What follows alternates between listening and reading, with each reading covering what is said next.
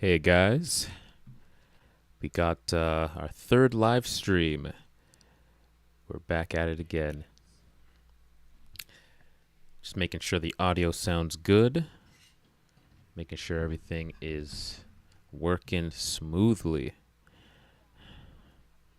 Ooh.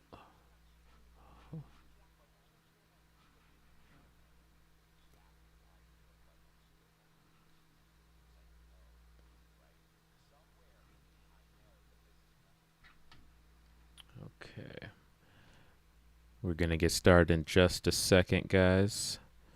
So just hang tight. Thank you guys for tuning in.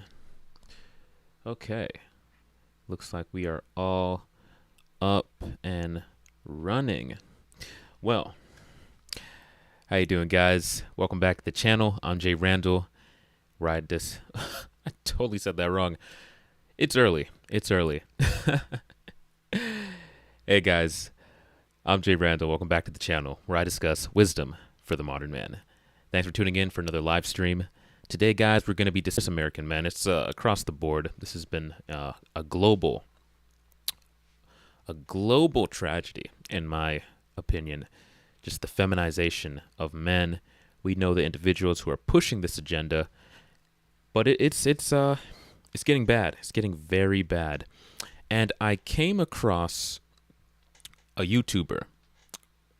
His channel name is Gent Z, GENTZ, and he was going into this topic. And as I started watching it, I realized this was like a perfect video to do a reaction to, because he breaks it down very well, has like a whole PowerPoint thing, and he hits on some really major points as it pertains to the feminization of men and how we got to this point in history, which is, I think, a very good breakdown. And I like his whole aesthetic. He has like the whole James Bond kind of aesthetic going on with the suit, and I don't know, I like it. His whole thing is like teaching men how to be gentlemen again, and I like it. Without further ado, let's get right into the video. Something has definitely happened to men in the West over the last 50 or 60 years. Men are less strong than they used to be, both mentally and physically. They're less able to provide for their families, and they also have less sense of self-respect than men did in the 40s, 50s, and 60s. And one of the complaints that I hear all the time when I speak with women about their dating lives or what they're looking for, they always tell me that they find men these days just simply aren't masculine enough. And all of this has inspired this presentation, which I'm calling the feminization of the American man. Let me know if the audio is sounding good, both my audio and the video audio. I want to make sure everything sounds clear, make sure the live stream isn't too choppy or anything like that. So I'd appreciate you if you're coming in and watching to give me your feedback on the quality of both the audio and the video. And if you're enjoying it, please go ahead and leave a like. That greatly helps the channel. I'm trying to get this channel back to it. Now, when I start talking about feminization, I would think that the word emasculation would also be a good one, because I'm not talking about men who have deliberately chosen a more feminine identity for themselves. Here I've got two examples of two excellent musicians that embraced a more androgynous appearance. Prince, and my personal favorite, wearing a dress. I'm not talking about people who feel empowered by a more feminine presentation. I'm talking about this guy. I'm talking about the everyday straight American male or European male who completely not of his own will, somewhat unconsciously, has become emasculated over the decades. There's a kind of insidious and coercive emasculation of the Western male. And he's been emasculated by greater forces in the environment and society, which we'll explore here. But he also emasculates himself. He allows his impulses, his desires, his distractions to take his life in a direction that it is less masculine. Let's start off by talking about the education system and the role that's played. So since World War II, we now live in and by their fathers. They are raised by their mothers while their fathers are away at work, either in the factory or the office. And rather than being taught how to work on the land or how to do a trade from a young age, boys are sent to school. Now, the reason I've included a picture of a female fighter pilot here is not to make any kind of statements about women in the military. It's because proportionally, there are more kindergarten teachers. That's a huge point. That's a huge point right there. And yeah, just simply, back in the day, just working on the land, doing the masculine daily, chores that it took to run like a family farm, a man would just become masculine. He worked out there with his father. He worked with his hands. He got dirty. He got messy. There wasn't all this soft, pampered lifestyle that most men are brought up in nowadays. So he was masculinized by working with his father and also working, doing masculine things, learning a trade, learning skills, taking on responsibilities, knowing that he was going to have to take on the job of his father once his father was too old to do the work. And that forced upon him the masculine behavior necessary to do the job. Also, he made a very good point about the school system. There are more fighter pilots, female fighter pilots, than there are male kindergarten teachers. And I think just teachers in general. And being a fighter pilot, that's very, it's a difficult job to get. And there's more of them than there are male school teachers. That has a great impact on men. I'll tell you what, man, my male teachers were some of the best teachers I've ever had. I still remember the first male teacher I ever had. His name was Mr. Howard, and it was in 5th grade. Now, up until that point, it was nothing but female teachers, and it's a very, very distinct difference. All my female teachers, they would be telling you, be quiet, sit down, hands clasped together, just act like a girl, basically. Don't be loud, don't be rowdy, no roughhousing, that type of thing. Like every guy has experienced that, and that more caters to the way the female operates, the way the female conducts herself. Now, I remember getting into 5th grade, same school. So up until that point, only females and teachers, and then I got my first male teacher at 5th grade. His name was Mr. Howard. I'll never forget that guy. He was awesome. Mr. Howard was not sit quietly, don't move, raise your hand. This guy, I remember every time we would go to lunch and we would be going back to the classroom, he would let us run in the hallways. Like, he would race us back to the classroom. Every other teacher, they would have to walk in a single filed line.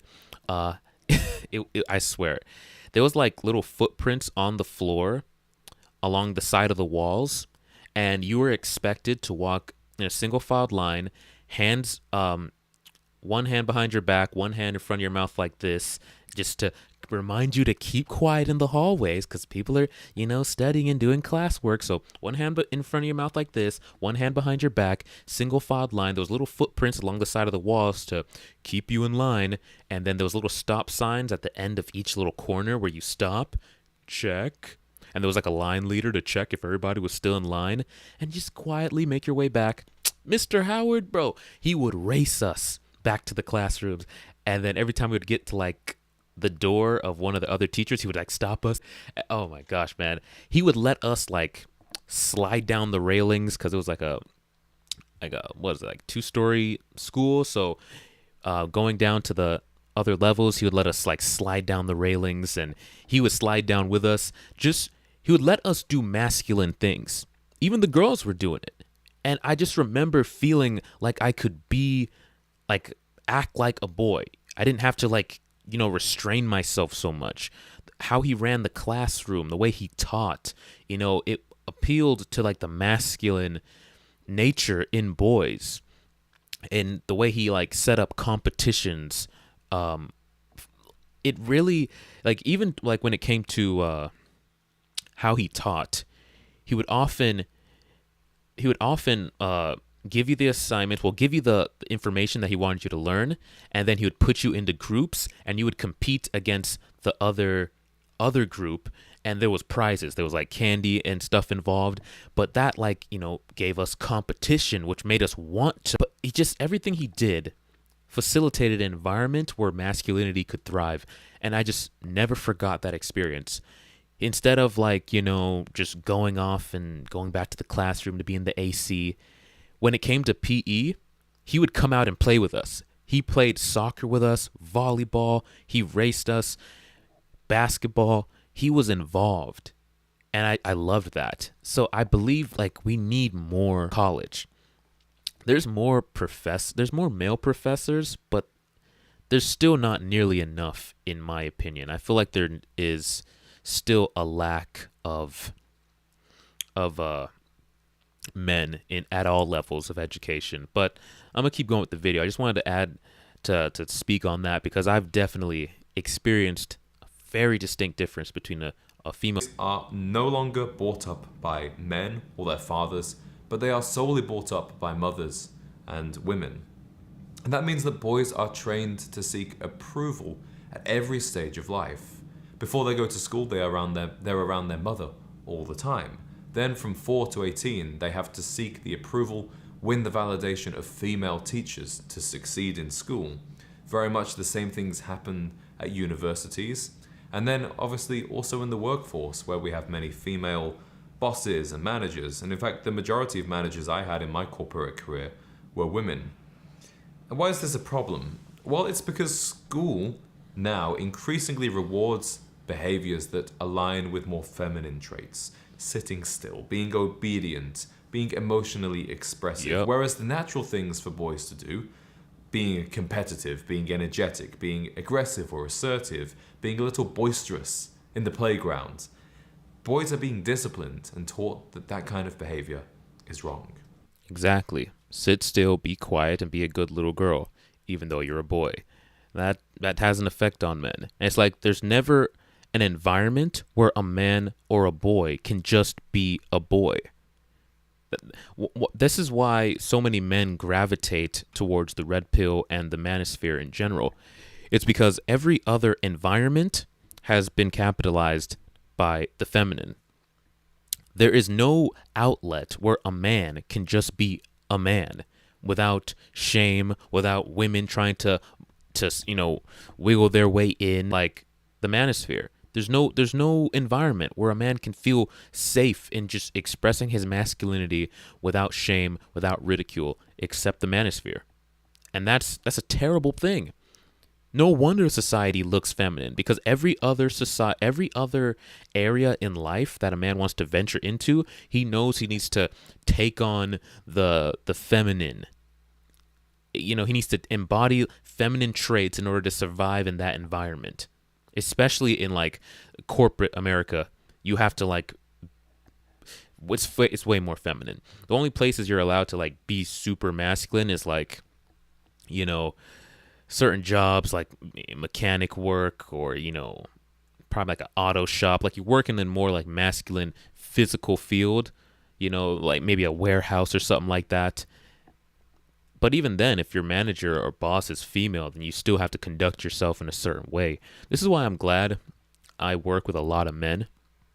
Like in my job, I work with a lot of retired police officers, retired military, and so there's just this masculine environment where there's not, like, you don't have to worry about, at least not too much. It's still a work environment, it's still professional. So, but everybody kind of has the same, like, sense of humor. Nobody's super sensitive. You can, like, crack certain jokes without worrying about offending certain people. You know how military guys are.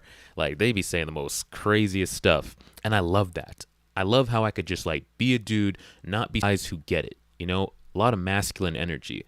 I've been in jobs where it's like, oh my goodness, just the feminine energy was the predominant force there, and it was just did not feel like I could truly be myself. Now let's look at what happened to the workforce.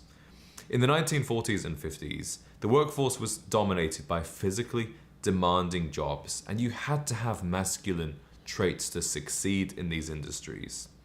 Whereas today, the workforce is more based around office-based, service-based jobs where more feminine traits are rewarded. Yep. And the idea of the self-reliant, rugged, blue-collar man who goes out, gets dirty, works with his hands, and comes home and provides for his family has been almost entirely lost. And I see that there is a loss of pride for men who do work with their hands. Perhaps the Is they look down on men now who like work with their hands. It's like if you're not in an office wearing a suit, people look down on you, and that's terrible. And even though these jobs they make good money, these these trades they make good money, and I'm so glad that a lot of the men that I work with, the young men that I work with at my job, a lot of them are just going into trades. They're going into being a mechanic. Some are going into be like operations like engineer in certain fields, welding. They're going into HVAC, and they're going into trucking. So, and I'm glad to see that, because what college has become is just so like tailor made for the feminine environment. Like, it's so. A lot of guys are just opting out of college. Now, I'm still in college, but man, you could just feel how this was just tailor made for women, and the ways that men learn and express themselves and thrive is completely cut out of the curriculum. Like, it just doesn't exist. It's like you're either going to learn like a girl and succeed, or you're not. That's all that, thrive in the learning environment. They don't care. It strictly appeals to the feminine, and it's very uncomfortable. maybe you didn't want to be in an office. Maybe you wanted to build something and do a physical job. I think it's weird that there's a loss of pride for men who do those and a loss of respect for men who do those jobs, because honestly, you can earn just as much money doing them as well. Facts. It's increasingly harder for men to provide for their family. Okay, so a real wage for a blue collar job has barely increased since the 1970s. And even if you have a white collar job, in the 1950s, the median home price was around $7,400, which is just $90,000 in today's money. So that's only slightly more than the average annual salary in the. Wow. That's insane. I want to hear that again, because that's a huge point right there. Let's hear that again, because this has a huge impact. Since the 1970s. And even if you have a white collar job, in the 1950s, the median home price was around $7,400, which is just $90,000 in today's money.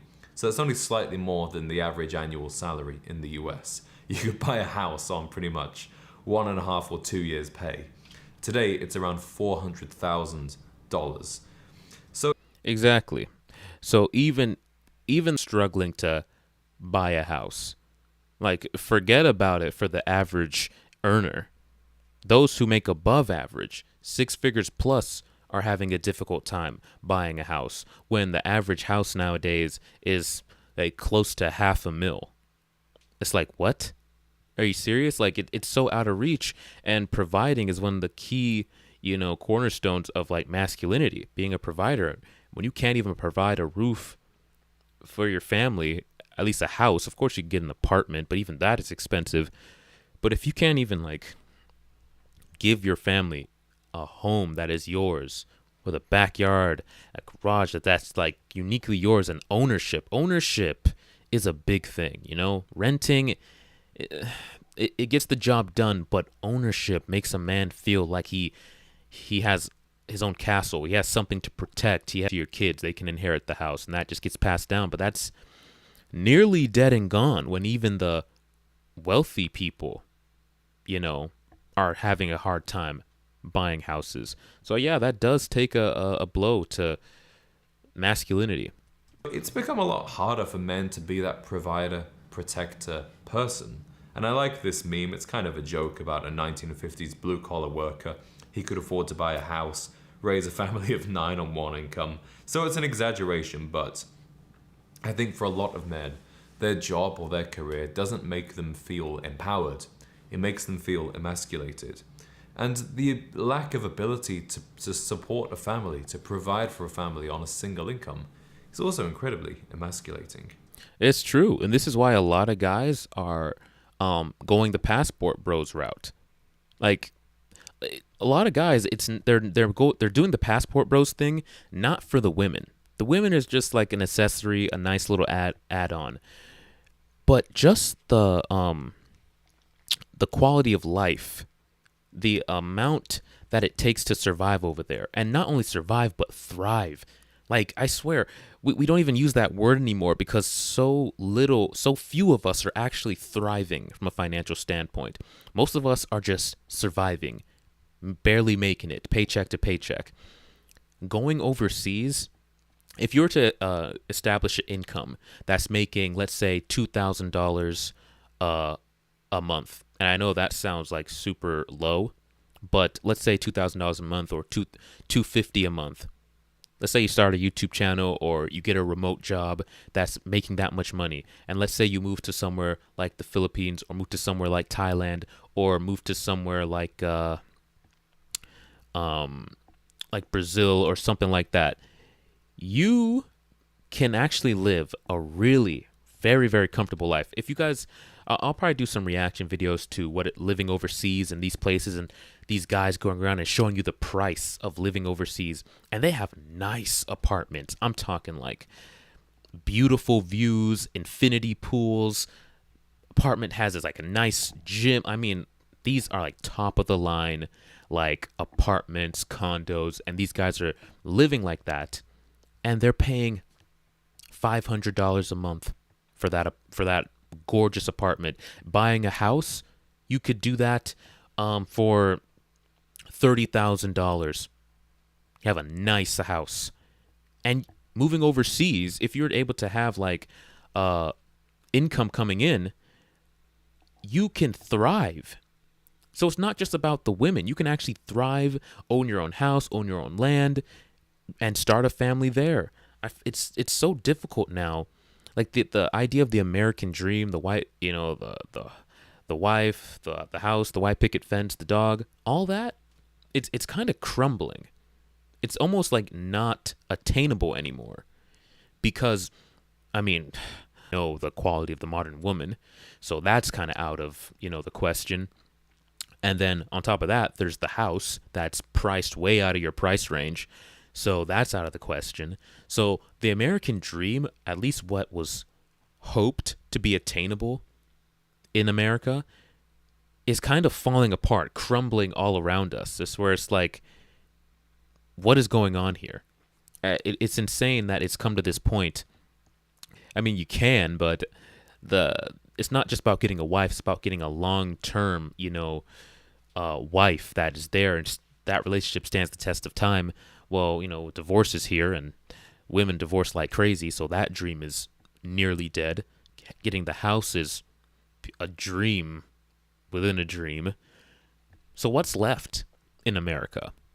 All that's left for it's just the daily grind, trying as hard as you can to make it out of the vicious cycle of living paycheck to paycheck.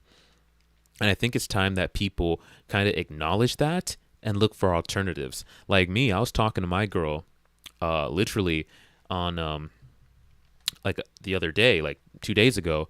We went to the beach and for that holiday that just came up, and we were talking about living overseas.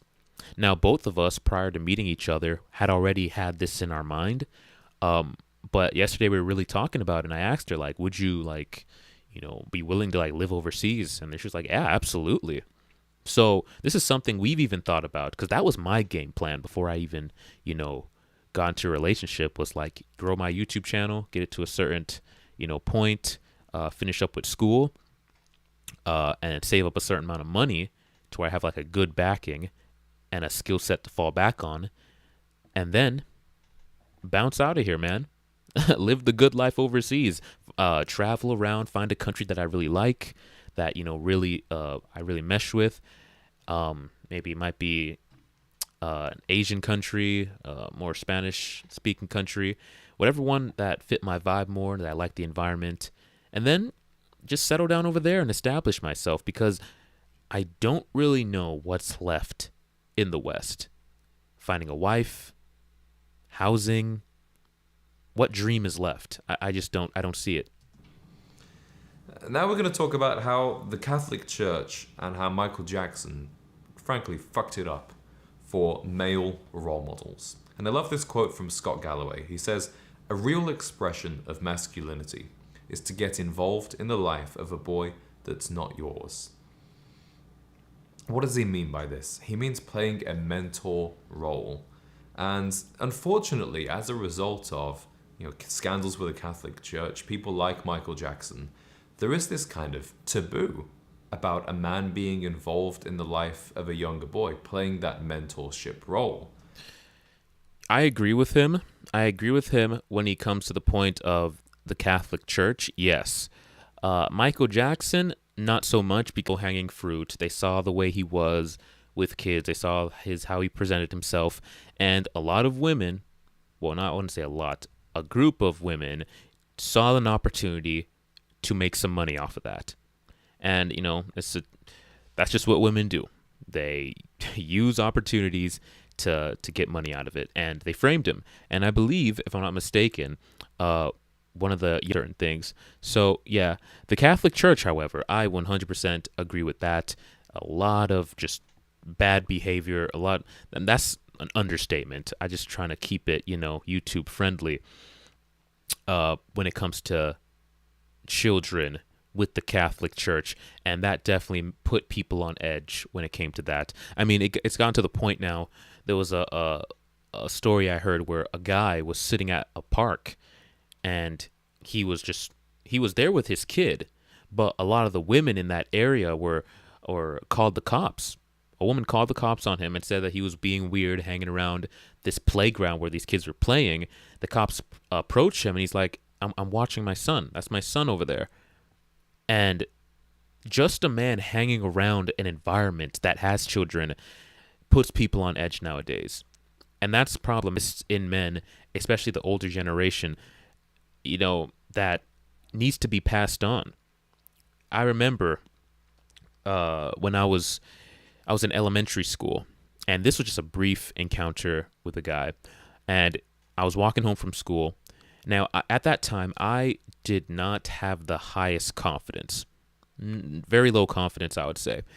And at the time, I was going somewhere, just walking, just a posture of just low confidence, always just looking at the ground, never straight ahead. And I remember there was a guy, and I was passing by his house. I was making my way home, and this older man, probably in like his 50s or 60s or something, was sitting on his porch, black guy, and he just calls out to me. He's like, "Hey, young man, you got to keep your head up. Always keep your head up. Don't look down. Keep your head up. Shoulders back. Keep your head up." And that stuck with me. I will never forget that guy. I mean, I'm telling this story now, till this day, because that man directly pointing out, because I was unaware of it. I was completely unaware that had this about me, that I was always looking down at my posture and how I presented myself. But when he pointed out to me, now I was like hyper aware of it. Way of walking, way of carrying myself was because now this man, every time I would look down, I would hear his voice in my head telling me to always look up, always look forward, chest out, shoulders back. And that over time, every time I would do it, then I would, oh wait, I'm doing it again, and I would snap out of it, and I would force myself to fix that, and it changed my life. That just brief interaction with a guy who was willing to step and talk to a young man and help him fix a problem that he saw. That changed my life. That changed my life. But in this generation, we've made it so that men are afraid to actually interact with a young man or interact with a young child because he's scared that he could come off as a creep, and you can't even blame men. Because the way society looks at you, the kind of trouble or accusations that could be levied against you, are valid. It's valid for a man to be afraid of that. So men are like standoffish. It's like, I'm not even going to interact with this kid. I'm going to let him do his own thing. Even if I see him going down the wrong path or doing the wrong thing, I don't want this to come off a certain way and then put me in the hot seat. So I'm just going to let him, go down whatever path he's going down. And I think that's very problematic. We need to get back to the point of allowing men to get involved, specifically with young boys, and guiding them up, because there's a lot of mistakes that men make, older men have made, reach them before they go down the wrong path, or before that bad behavior or those bad, uh, I would say, behaviors get ingrained in them, and we can fix that. These young men would be much better off. They get to avoid all the pitfalls we fell into when it comes to money, dating, relationships, how they carry themselves, how they think, how they speak. It would be great for a man who's gone through life to say, hey, young man, let me help you navigate this. So I think we definitely need more of that in society. And I remember when I first signed up for the Big Brothers and Sisters of America. If you don't know about that, I highly encourage you to look into becoming a Big Brother. When I first signed up for it, I thought it was kind of curious that no other men were doing it. And then I noticed that there is this kind of taboo about, why would you as an adult man want to hang around a little kid? Why would you want to be involved in a kid's life that's not yours? But ultimately, I totally agree with Scott Galloway that is one of the most powerful and one of the most important masculine things you can do. I agree. Now, it's not just in our homes and in our communities, it's also in media and pop culture. Men in the 50s and 60s grew up watching role models like Gary Cooper, John Wayne, Cary Grant. And now, what do young boys have? They have people like Harry Styles or BTS. And there's also a kind of insidious anti-masculine messaging just in seemingly harmless entertainment. If you look at The Simpsons or Family Guy, how are men portrayed? They are portrayed as the buffoon. They're portrayed as weak. They're portrayed as betas. Yep, the bumbling idiot, the incompetent. I can't tell you how many sitcoms I've watched where the man is just like this incompetent fool who would like fall apart if not for his wife being there to keep everything together. There's always like there's almost always an episode where the mom leaves to go on a trip and then the dad is left home with the kids and everything is falling apart. He doesn't know how to cook. He's burning all the food. The kids are late for school. Their clothes is all, either dirty or mismatching and backwards. He's like can't get them to school on time. He can't help them with homework because he can't manage himself.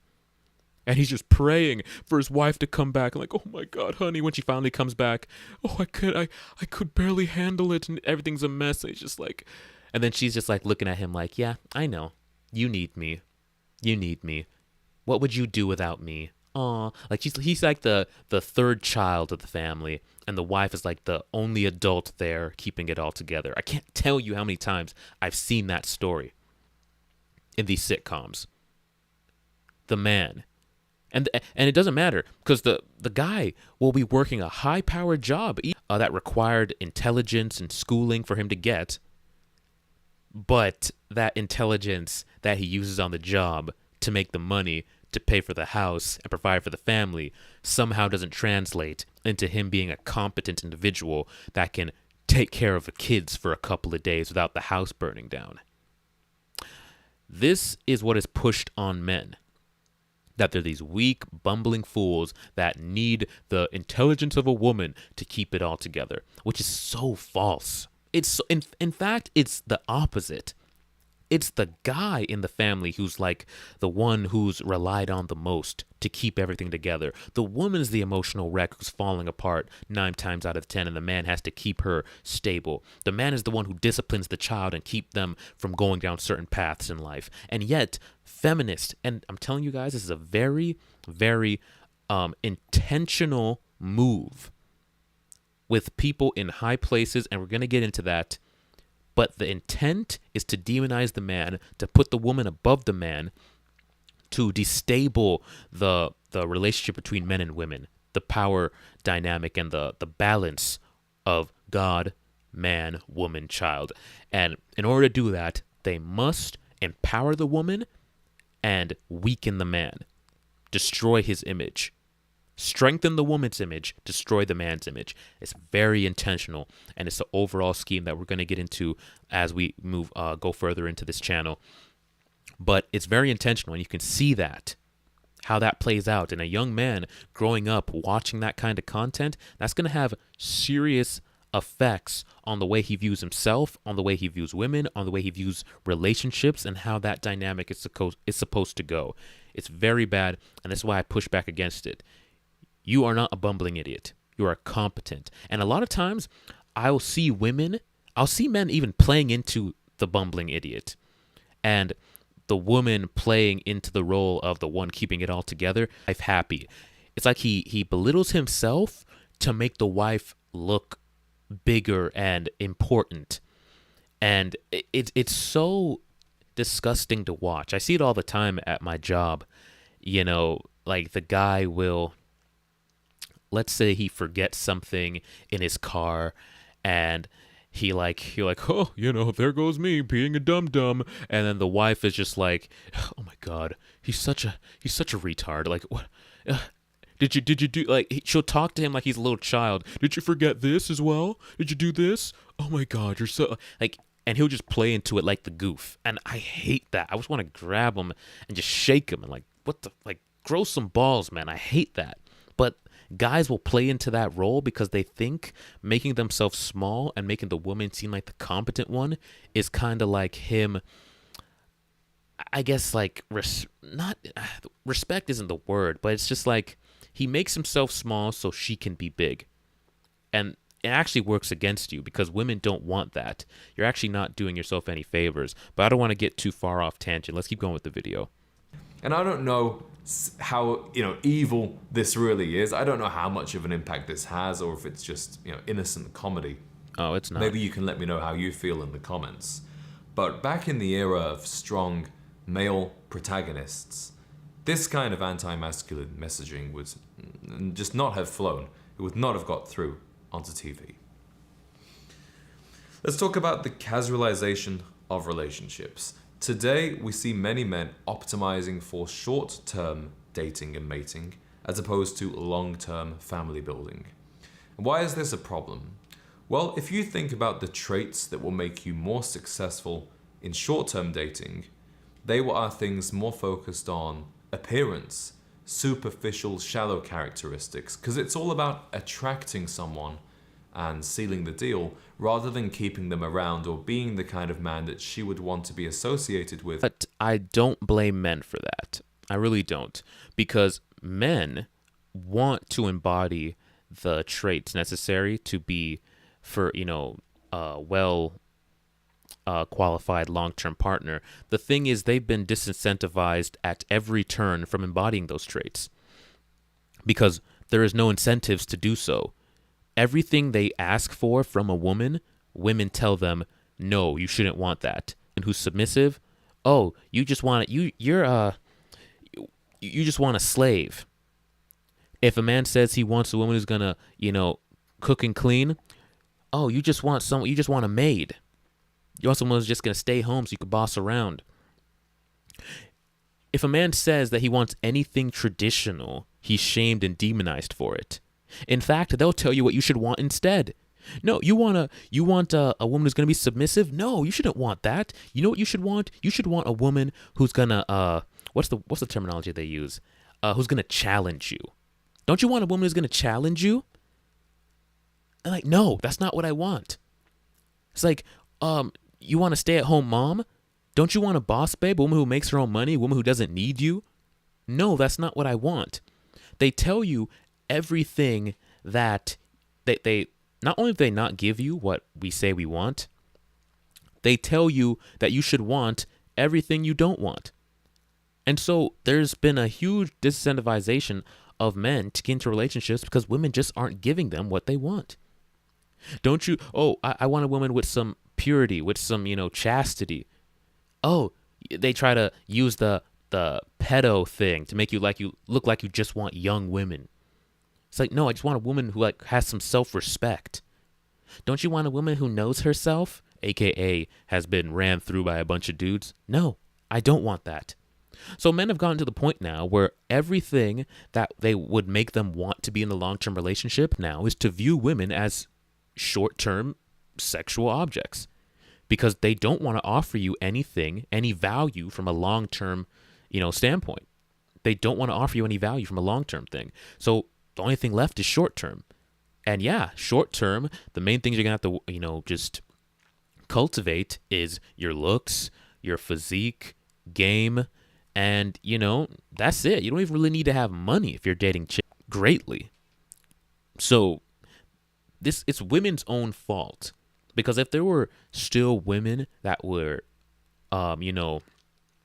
made men want to get married, men would absolutely cultivate those traits, and men can easily cultivate the traits necessary to be uh, in a long-term partnership. It's women who lack the traits necessary for men to want to engage in that dynamic anymore. So I don't blame men for that.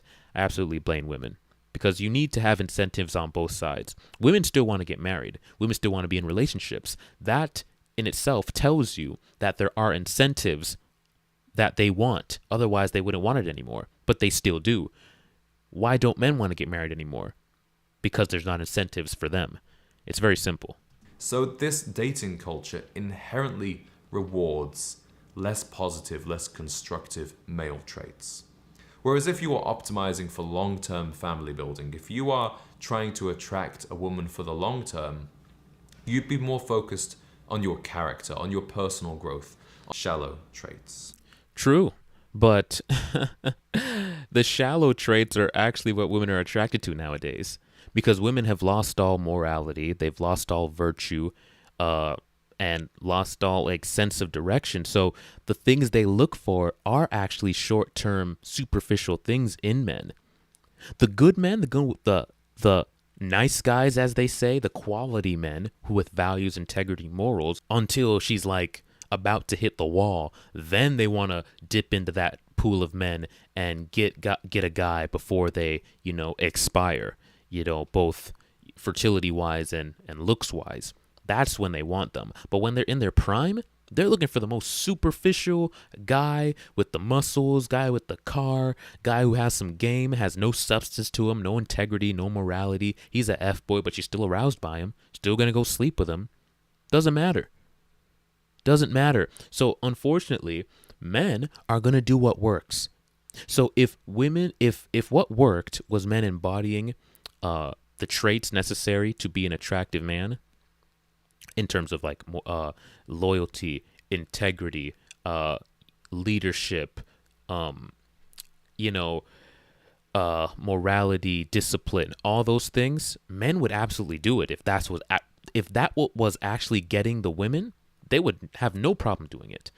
But it doesn't. In fact, they're noticing the opposite, that the more they embody those kind of traits, they get labeled as the nice guy. And, I just, he's just too nice. He's too good.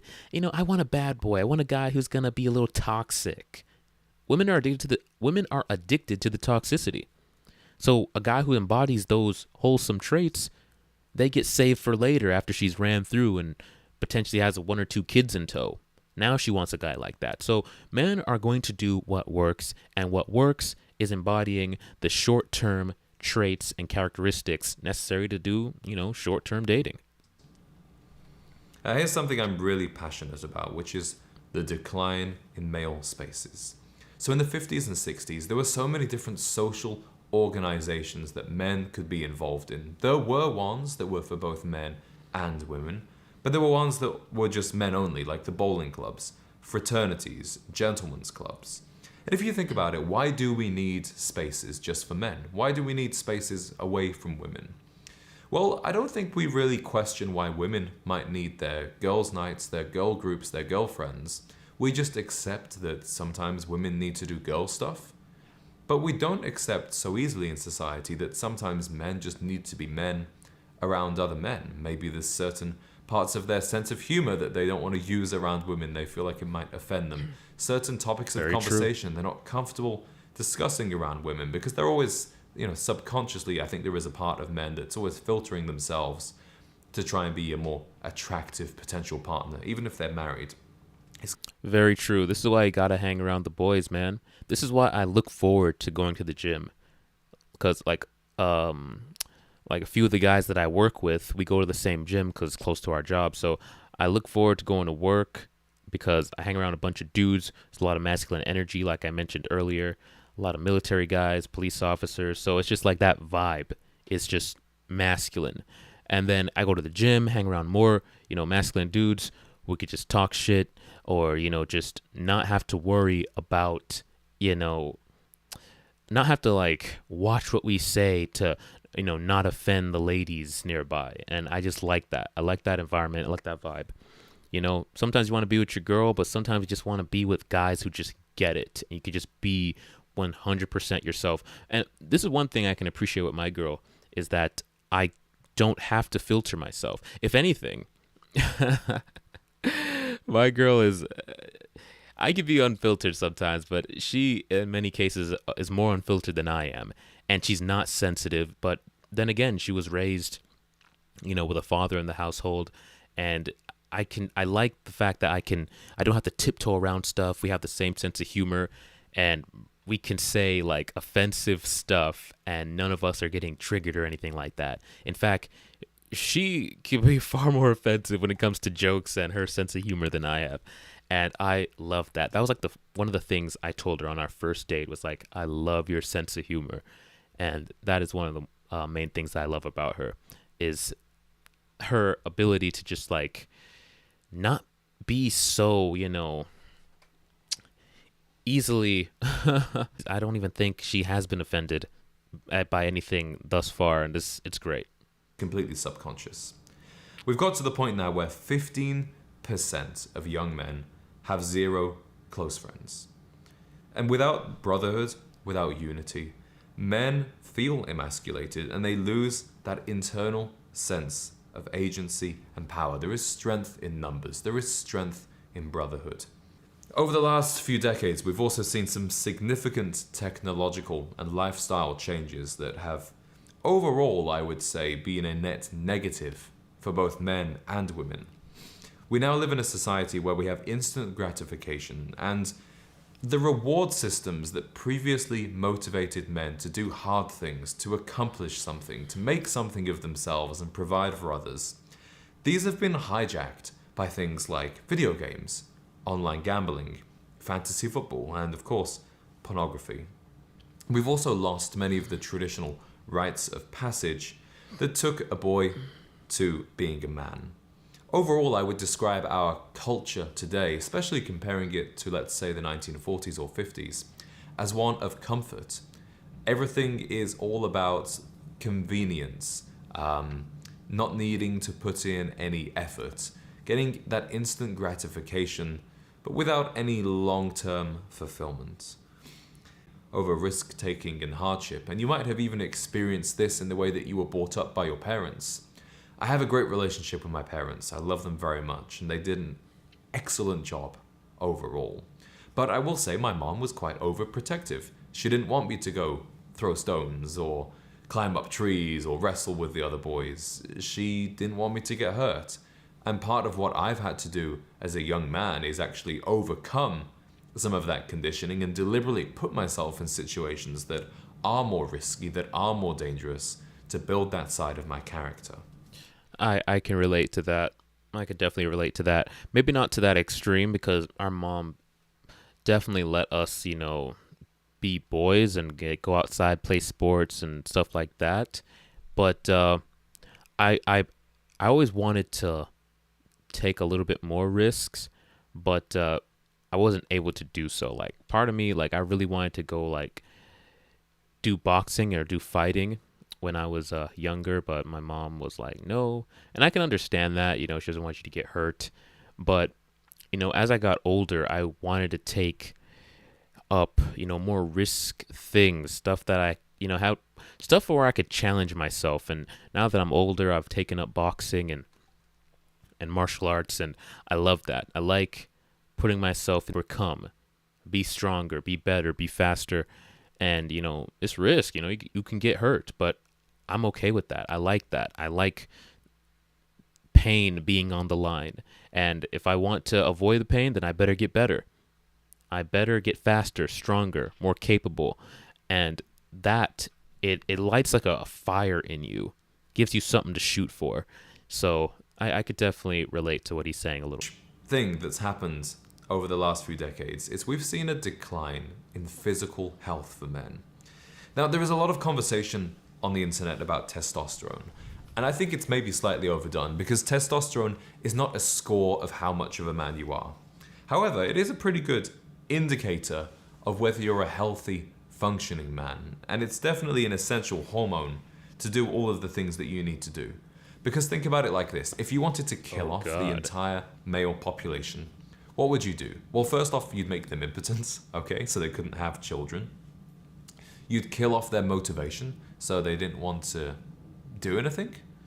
And you would make them so fat and unwell that they weren't able to physically move around or go about their lives. And all of these are actually symptoms of low testosterone. And what used to just be an average healthy man would now be an exceptional specimen of health and fitness in 2025. So back in the 1950s, the average American man was 5'10", 165 pounds, with a 28-inch waist, and obviously well-groomed. Men always combed their hair, they were clean-shaven, they understood the importance of presentation. Now, the average American man, he's 5'9", so somehow he's shrunk an inch in 70 years, 200 pounds, and this is most shocking of all, a 40.5-inch waist. Wow. Wow, that's actually pretty crazy. Wow, man. Guys, we are not doing good. Like, we have gotten out of shape. Somehow we got shorter. And so much fatter. Wow, that's not good. Yeah, and there definitely has been a decline. There was like this whole thing of like the appearance, the well-dressed, well-put-together gentleman, attire. Like there was a class about it. Like the way you looked, the way you dressed showcased a certain class, and everybody wanted to be a part of that class. And so you presented yourself in a certain manner, well-groomed, well-put-together, well-spoken. That has completely been like lost, where like nobody cared. Everything's acceptable. You could be fat, sloppy, dress half naked, have your pants sagging, just no class, no nothing. Anything goes now. It's part of the feminist agenda of just a society without rules, boundaries, limitations. Because once you create a society with no boundaries or limitations, essentially freedom without limitations is chaos, and everybody's just looks chaotic and dresses, wild, and they're out of shape. Accept every body type. Don't judge. No judgment. That creates a society where there is no standard. If there is no judgment, then there is no standard. And if we don't push towards a better, standard, then everybody's just going to be just sloppy messes like we see now. Like, it's disgusting.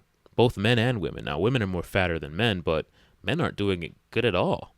200 pounds? That's what? And we all know that many men today have very sloppy grooming. Even though there are more products available than ever, trying to sell men into being better groomed, even though they're executives. That's so true. Back in the day, there was like, buy a razor, buy some shaving cream, and that was pretty much all you had for the most part. Now we have hair dye. We have so many different kinds of shavers, different kinds of trimmers, different kinds of, colognes and sprays and different ways to groom yourself. Like there's a whole sections in Walmart and different, and men just don't do it. At most, they'll get a haircut. I get a haircut literally every week. And I started doing that about 2 years ago after I got out of my last relationship. I used to get one like every 2 weeks. Excuse me. I used to get one like every 2 weeks, and then I was like, I watched a video. I forgot who it was, but it was a guy, and he was like teaching men, about like aesthetics and how to, dress well, look good, and I was trying to change up my look after that last relationship. I was like, a lot needs to change. A lot needs to change. So I was doing a self transformation, and I started looking into like grooming. And he was mentioned like you should get a haircut regularly. You should always look well groomed, and that stuck with me. And ever since then, every week I get a haircut. My hairline's always crispy. Got the fresh cut, well groomed, and I love that look. I love that look. I get my hair retwisted every like 2 weeks. Never let it get like frizzy and just like look like a mess, like a no, like what my parents would call a bird's nest. Jamaicans always call hair a bird's nest if it's even slightly unkept. So I make sure to keep that in line because your look, your appearance is very important and you are judged on that. But the standard has severely dropped, and it's unfortunate. And today, only 25 to 30% of men could pass the American Army standard fitness test. If you look at what's actually required on this fitness test, it's pretty easy. A 3-rep max deadlift with a minimum of 145 pounds. Okay, so that's way less than the average body weight. A 2-mile run in 21 minutes. That's like 10 minutes a mile. And then 10 to 30 push-ups in 2 minutes. This really should be the baseline for everyone in the population who's able-bodied, not only 1/4 to 1/3. Yeah, that's pretty so easy. whose fault is this? Why are American men and Western men in general so out of shape, so unhealthy? Well, you could blame forces outside of you. You could blame the billions of dollars spent on marketing, media, and advertising for companies that do not have your health in their best interests. Fast food companies don't particularly want men to be healthy. Pharmaceutical companies leading advice from doctors that's come about over the several decades since the 1950s, and as food has become increasingly mass-produced and unnatural. There are also factors like your genetics, which are outside of your control, the environment, the quality of your air, and also, very importantly, the culture. It's interesting that some countries have much higher obesity rates than others. Also, culture within families. If your parents were overweight, you can also just say that the buck stops with me. It does come down to your willpower, your discipline, the choices you make about what you put in your body and how you move your body. Very true. That all comes down to you. That's why I hit the gym at least 3 times a week, and then I work out at home as well.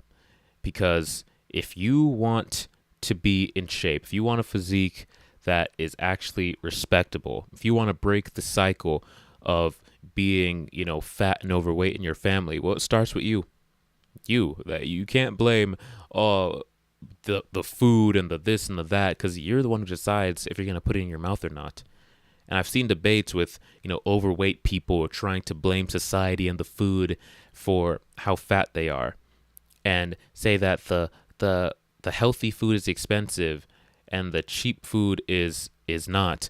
I found it to be the opposite. If I wanted to eat healthy, I would actually spend a lot less money than if I wanted junk food.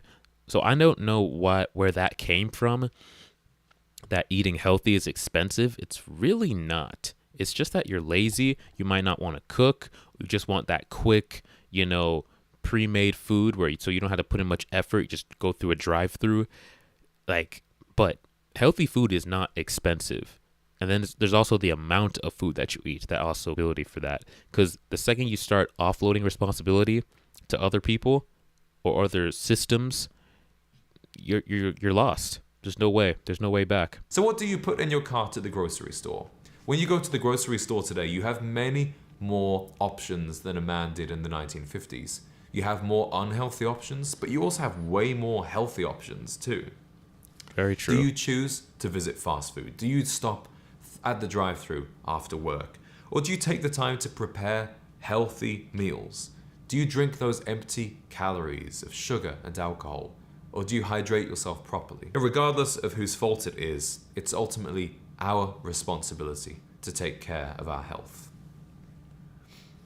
Now, I would like to touch on testosterone a little bit. Now, you can see that over the decades, the average testosterone rates for the American man have plummeted. In the 1950s, the average was between 700 and 800 nanograms per deciliter, and this has plummeted to 400 to 500 today. Now, doctors would still consider 400. All of these modern health products, so much better knowledge and information about what makes a man healthy. Why are we so much less healthy than we were in a relatively primitive era in society? Very true. And it's been found that the average male testosterone is declining 1% a year, independent of aging. So the average 28-year-old now will have 5% less testosterone than the average 28-year-old did in 2020. That seems insane to me. That's wild. And the 30-year-old in 2004 had 17% less testosterone than a 30-year-old in 1987. So, as individual men, we're fighting a war on two fronts. There are things that we can do with our bodies, the choices that we can make. And there are also forces in society that we have to be aware of. Personally, I don't feel like the endocrine disruptors are making a huge amount of difference. This is my personal opinion. I'd be curious to know how you feel. But I personally, about your plastic water bottle or touching a receipt would probably actually reduce your testosterone more than the actual endocrine disruptors of the plastics.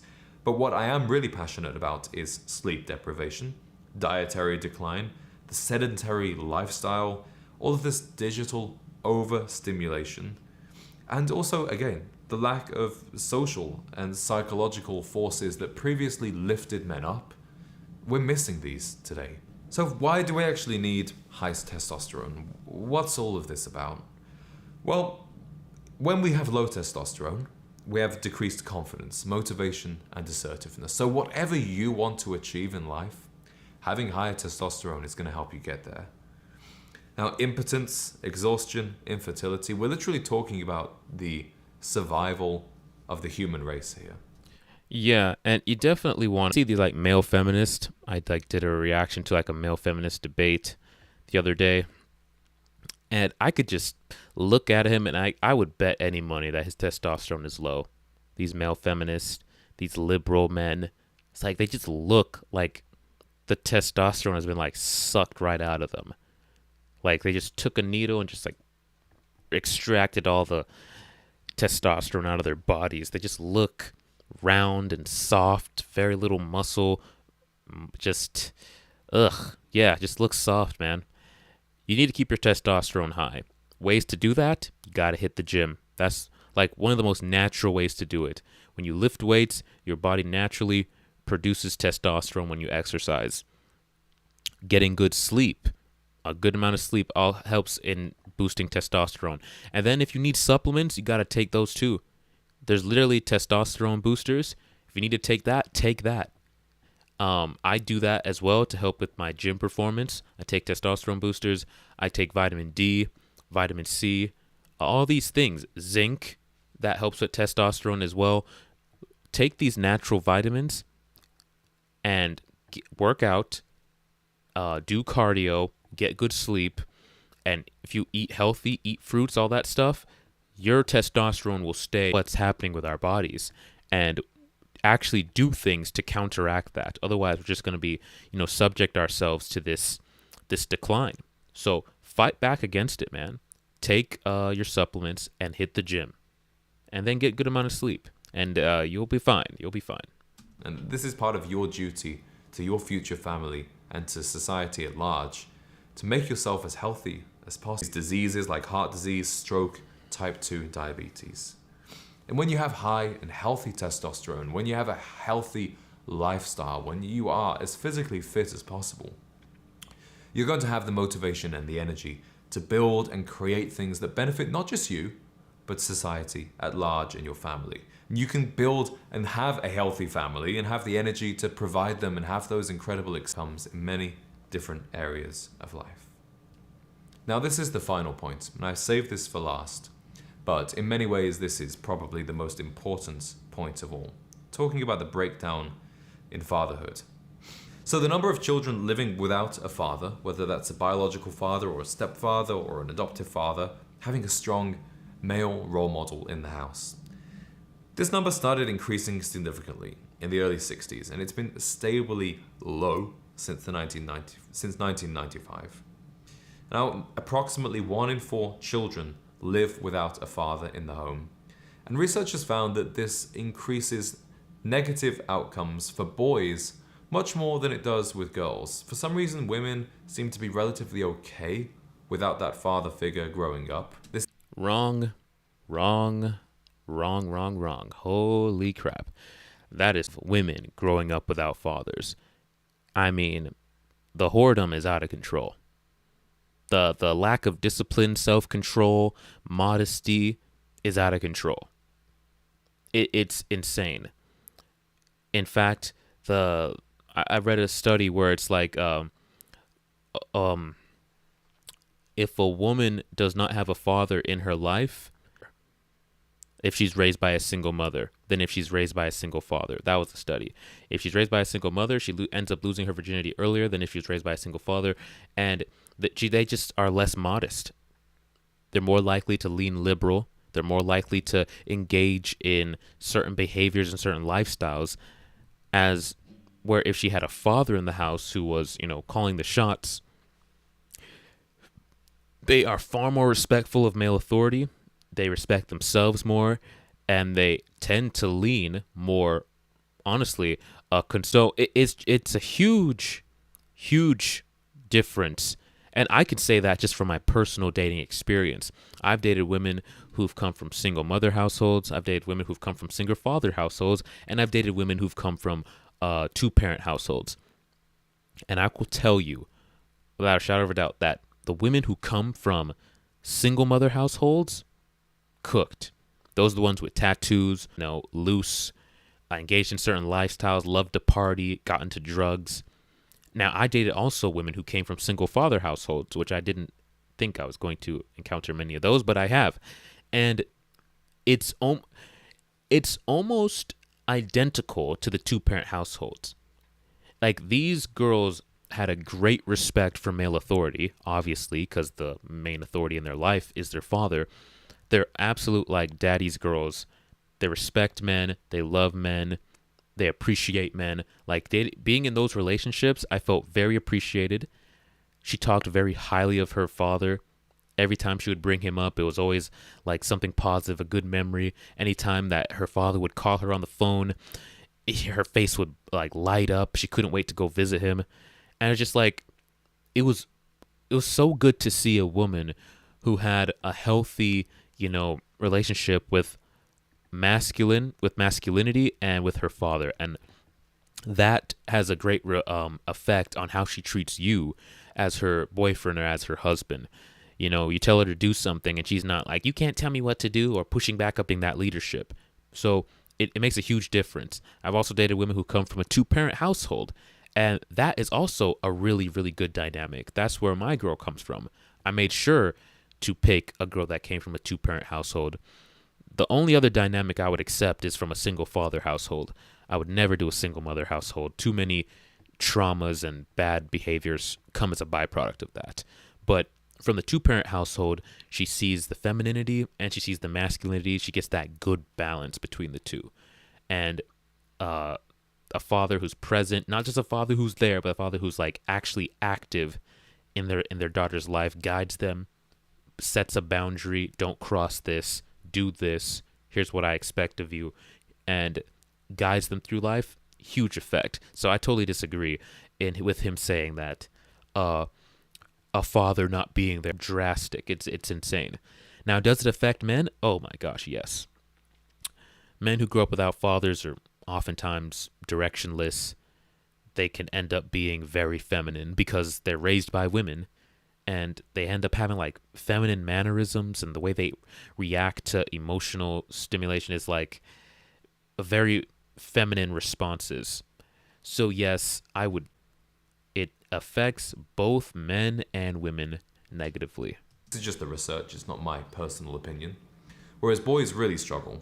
And it's interesting to note that actually 64% of African American children live without a father in the home. And what happens is fatherless families are 25% more likely to raise a child in poverty. 90% of all homeless and runaway children don't have a father. And around 85% of children and teens with behavioral disorders come from fatherless homes. Fatherless children also account for 71% of child substance abuse cases. Yeah, this is the whole statistics that we learned about with single mother households. It leads to degeneracy. The drug dealers, the murderers, the killers, the ones doing the sexual assault, the ones stealing your bag, the ones just doing all the crime, the ones, running away from home. All this, be very careful not to create that situation, right? Only get with women that you want to have a long-term relationship with. And just, in my opinion, just don't date women from single mother households, because a lot of times they perpetuate the same trauma and problems that their mothers had, and they kind of put themselves in the same dynamic because their mothers taught them that being a single mother was okay. So because their mothers taught them that being a single mother was okay, they have no problem breaking up the house, breaking up the family, and putting themselves in that situation because they're only thinking about themselves and not how that dynamic was going to affect the children. Very few women have the self-awareness to be like, you know what, I was raised in that environment and it had negative effects on me, so I'm not going to put my kids in that environment. Very few have that self-awareness. A lot of them grow up to be like, it's fine because my mom did it, my grandma did it. Men are more aware of this, and this is why a lot of them don't want to repeat, their not being there for their children because they didn't grow up with a father and like they saw how that impacted them. They make sure that they're there for their kids. Even if the mother tries to separate, they still want to be a present father because they know how that affected them, because men just tend to be more self-aware in that aspect. So the numbers do not lie here about the importance of having a father in the home. So what can we, as men, do about this? Well, if you are a father or you will be a father one day, honestly, young men, I'm really imploring you here, you've got to be fucking responsible. I mean, sex makes babies. Having sex with people is the primary function of having sex is to have children. So please consider this before doing it, and consider the person that you're doing it with, and use protection. Be overly cautious about this. Imagine it's where the baby was not planned and the father didn't want to be around. So instead of focusing on one night stands and irresponsible sex, build stable relationships that eventually lead to a marriage, and be married before you have children, right? Because 70% of children born to unmarried parents will see their dad become absent by age 15. So you're dramatically increasing your chances of being an absent father if you have a child outside of marriage. But also don't get married too young, too uneducated, or before you're financially stable, because those three factors will massively increase your likelihood of divorce. Very true. And of course, when you're choosing your partner, you have to vet the woman for the right values. Make sure that she will be the right person for you to raise a child with. And you also have to ask yourself, do you have the kind of values of the father you would like to be? Are you becoming the man you'd want to be? And if you were a son, would you want to look up to you? Would you see you as a role model? Or would you think you were kind of pathetic? Totally up to you how you feel about that. But if you feel like you're not yet somebody you'd be proud of, if you don't think you'd be a good role model, then you have all of the agency in the world to change that. And as members of society who simply care about birth modeling, because young boys are always watching, young boys are always looking for role models. They don't have to be their fathers. And if you want to do that on a practical level, then volunteer. Get involved in an organization like the Ronald McDonald Foundation, or my personal one, which is the Big Brothers and Sisters of America. So what happens with this is you are matched with a younger child, a boy. Normally they have some kind of disadvantage in life. Okay, I can't reveal about my particular little brother's situation, but normally it might be something like a parent being incarcerated, a parent who's died, a father not around, growing up in poverty, right? They will have some serious disadvantage. And then you can come in and be that positive role model in their lives. And they'll never call you dad, right? It's not about becoming their dad. But one day they might look back and say, you know what, that man changed everything for me. He showed me a way out. He showed me a positive example of what a man. Yeah, that's huge. That's huge. That's definitely huge. That will absolutely change your life. I mean, just the brief encounter that I mentioned that I had with the guy who told me to, you know, look forward, like stop looking at the ground. Head up, chest out, shoulders back. Always always look straight. Never look down. That gave me so much confidence that absolutely changed my life. And that brief encounter with a guy who didn't have to step in, that really had a huge impact on my life to the fact that I'm even talking about it today. So, yeah, if you can, definitely, get involved in a guy's life. You see him, he needs help, he needs some guidance. Don't be afraid to offer some wisdom because you never know just how much that's going to change their life. But I love this guy's breakdown. I'll probably look into more of his videos because he articulates very well. He does really good research, and I like the way he presents his the information. So I'm gonna probably look into reacting to more of his content. But I like his channel. I'm gonna leave the link to his video in the description. Go ahead and like his video, and if you want, subscribe to his channel. And I thank you guys for tuning in for this live stream. I'll probably be live streaming again tomorrow. And yeah, guys, stay tuned. We're gonna react to I don't know what it is gonna be for tomorrow, but the kind of content I'm gonna do is gonna be I'm gonna react to whatever podcast clips. I'm gonna react to different dating podcast clips, different debates, and I'm also gonna dive into videos that teach game and how to understand women in that sense, because that is very important for young men to understand how women actually are so that their choices can be different. Because a lot of us older guys have made a lot of mistakes because we weren't taught the truth about how women think, about how women date, about what actually makes a woman attracted to a man, how to embody attractive traits as a man. A lot of guys were not taught that, and they figure it out very late in life. So the earlier we can teach men this, the less BS and the less troubles that they'll get into in their dating lives. So I'm going to start going into videos like that and teaching guys how to do that. So stay tuned, guys. I really appreciate you guys for tuning in. If you watch this video later, I really appreciate you guys leaving a like, and let me know what you guys think in the comment section as well. Also, let me know if the quality. Take it easy.